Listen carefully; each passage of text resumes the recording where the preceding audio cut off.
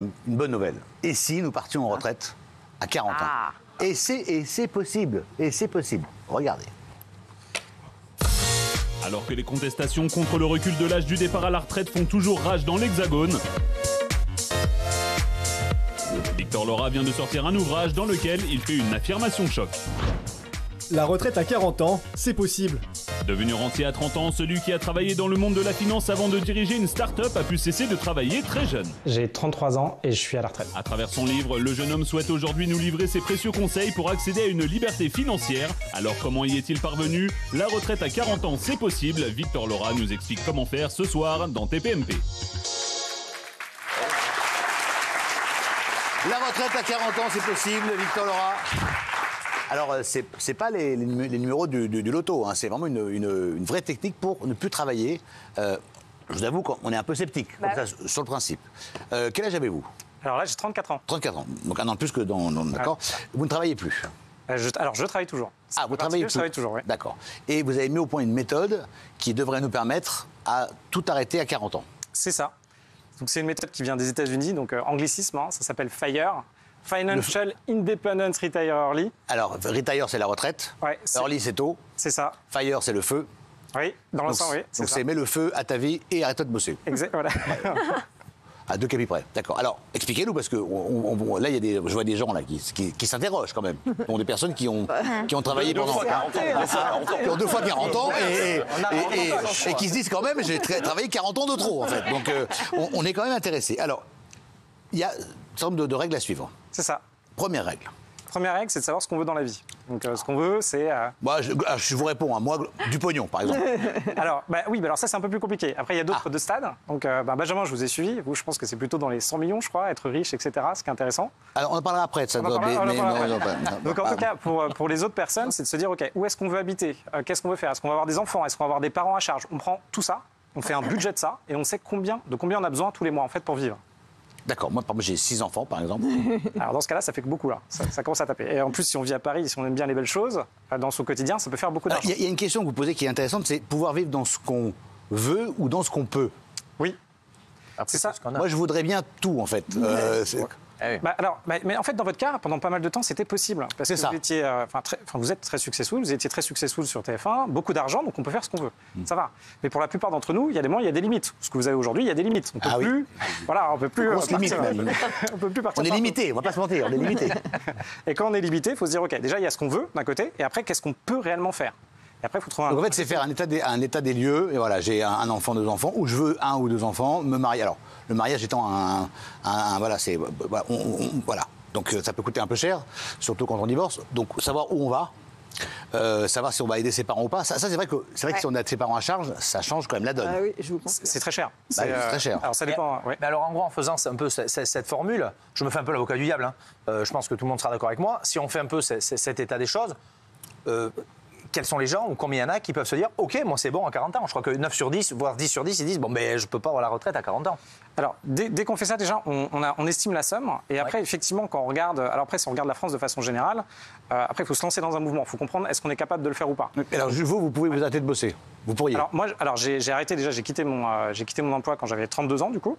Et là, moi, j'ai continué, j'ai créé une école pour de la reconversion professionnelle. Je suis dans des projets à sens. Parce que je pense qu'on a besoin de faire parce que là, vous avez un peu une destinée un peu artistique, avec des idées. Vous êtes un peu entrepreneur dans l'âme. Ouais. Les gens qui sont boulangers, qui sont charcutiers, qui sont dans l'usine, si vous leur dites, ils vont vous répondre, comment je fais?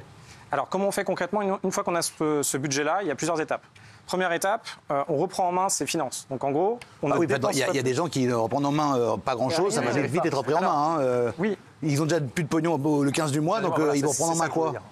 Alors, dans ce cas-là, c'est compliqué. Il y a des situations... On est quand même d'accord, oui, effectivement. C'est 9 sur 10.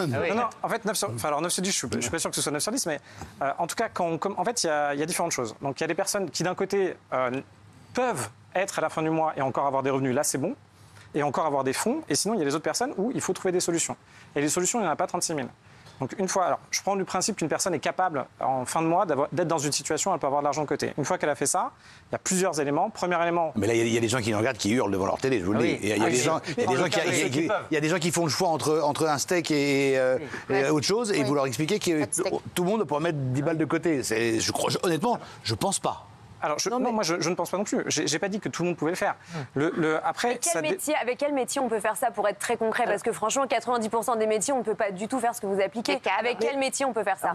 Banquier, cadre, avocat, médecin, il y a quoi? Ça tient sur les doigts d'une main. Sincèrement, les revenus médians en France, si on prend plutôt Thomas Piketty, c'est 2 400 euros.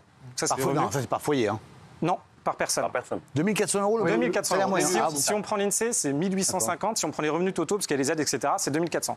On est en couple, ça fait déjà une bonne somme. Donc on est proche de 5 000 euros. 4800. 4800. Si les deux travaillent. Hein. Si les deux travaillent. Déjà. Si les deux travaillent. Dans ce cas-là, on peut déjà se lancer là-dedans. Donc ça veut dire que vu que c'est médian, c'est-à-dire que la moitié des Français peuvent le faire. Donc on n'est pas dans 90%, etc. Mais là, j'entends les gens dans le public, je pense qu'il y a peu de gens qui gagnent 4 800 euros à deux. Honnêtement, c'est... Voilà, non, c'est pas tout le monde qui gagne 4 800 euros à deux. Non, ça c'est les statistiques. Il y a des gens qui gagnent beaucoup plus et d'autres beaucoup moins. Mais statistiquement, en France, le revenu d'un couple, c'est autour de 4 500 avec les aides, les subventions, l'école, etc. C'est ça. Et en fait, en fonction des différents profils, il y a différentes stratégies. Donc si on est dans le cas un peu médian supérieur, donc dans la tranche supérieure, on met de l'argent de côté, on épargne, on réplique un peu le modèle américain, on investit une partie en bourse, ça prend du temps mais ça marche au bout d'un moment, et après on enchaîne dans l'immobilier, on multiplie les opérations, et après on passe sur là, je vous dis, les gens qui nous regardent, ils disent mais il est au pays de oui, le mec. Parce que, non mais je veux dire, parce que vous parlez aussi de frugalisme. Voilà. C'est ça. Donc dans les méthodes pour mettre de côté, on est moins frugal. Alors, non, en fait, pour les méthodes de côté, grosso modo, ce qu'on aime bien dans la vie, quand on habite par exemple à Paris ou quand on habite proche de Paris, on va vouloir sortir, on va consommer son argent en fait tous les mois. On va partir du principe qu'on a de l'argent en plus, il y a le loyer, et le reste, je peux le consommer. Et en fait, là, il y a un gros boulot à faire, où là, on se dit, OK, en fait, il ne faut pas consommer cet argent-là, il faut en épargner une partie. Et ça, c'est dur, parce que tout de suite, on ne voit pas ce qu'on gagne. Je fais qu'un resto au lieu d'en faire 3, par exemple. Ouais. C'est ça. Okay. En fait, en résumé, vous pensez que les gens consomment trop ? Moi, je pense que... Ou ils consomment mal, peut-être. Non, ça dépend en fait, ça dépend de vos objectifs. Si vos objectifs...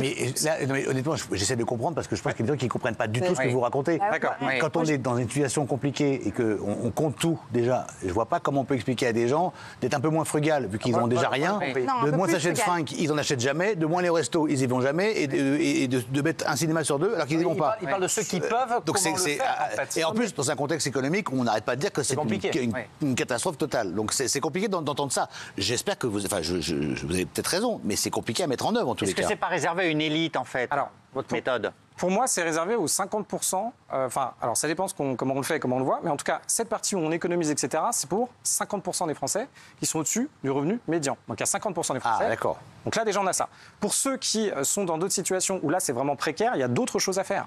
Si on peut pas si on est déjà dans une situation dans le rouge, effectivement, on ne va pas se mettre à économiser. Mais là, il y a d'autres éléments à faire. Moi, je m'adresse plutôt aux 50% qui sont en capacité d'épargner. Moi, c'est là où je communique. Et les autres, ça, je ne l'ai pas encore traité. Je n'ai pas encore traité cette partie-là. En fait, moi, je pense que je préférais qu'on s'intéresse aux 50% qui n'y arrivent pas qu'aux 50% qui sont déjà au-dessus du panier. Mais c'est à l'écriture. C'est pas son livre. Est-ce qu'on peut... Mais on peut... mais bon, après, voilà. C'est le prochain livre. D'accord. Je peux poser une question à monsieur. Vous avez écrit votre livre quand ? Alors, je l'ai écrit avant l'inflation, avant tout le sujet d'aujourd'hui. Je l'ai écrit... Ah, c'est pour ça. Il y a 2 ans et demi. D'accord. Ah oui. Vous vous êtes quand même beaucoup inspiré du best-seller How to Get Rich, non ? C'est exactement ça ce que vous racontez en fait. Alors, en fait, il y a des tendances. Là, on a Socrate qui parle. Là, non, mais c'est vrai. Alors, on peut retrouver, je vais expliquer juste ce que c'est. Hein. C'est un Américain qui a écrit ça, qui est dans la finance, que vous devez connaître, j'imagine, vous l'avez lu, parce que c'est exactement ce que vous racontez. Il y a une série maintenant sur Netflix que vous pouvez regarder qui s'appelle How to Get Rich, où il explique en fait, ce monsieur qui est dans la finance, comment en fait gérer son budget. Voilà. Donc c'est en fait la gestion du budget qui est en fait un peu du bon sens, ce que vous dites, ce que vous reprenez. Mais ce qui m'a étonné, c'est le fait de reprendre la retraite, parce que là, c'est quand même le buzz du moment, la retraite à 40 ans. Ça, vous aviez déjà écrit ça il y a 2 ans et demi, la retraite à 40 ans Ou c'est un peu un truc marketing que vous faites aujourd'hui pour que ça fonctionne? Mais ce qui est très intelligent de votre part. En fait, ça aurait été fantastique, mais je ne suis pas si intelligent. En fait, c'est sorti avant toute la retraite. Vous l'avez sorti avant. Non, mais attendez. Mais c'est ça, le principe, c'est ça, c'est comment gérer son budget.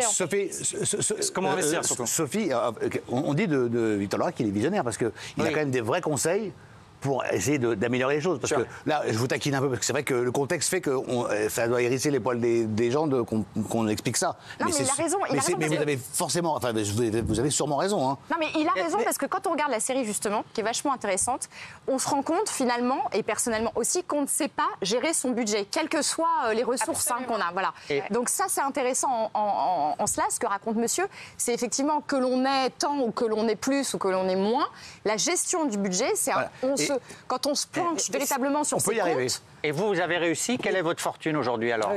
Alors, je pourrais. Arrêtez, le dire. c'est largement, c'est intéressant de savoir si ça marche. Alors, non, mais il va nous le dire en plus, il est transparent, Victor. En fait, de façon assez simple. Parce que je vous aime beaucoup, j'aime beaucoup suivre ce que vous faites ici. Pareillement. Du coup, quelle est votre fortune, Victor? Ça se compte.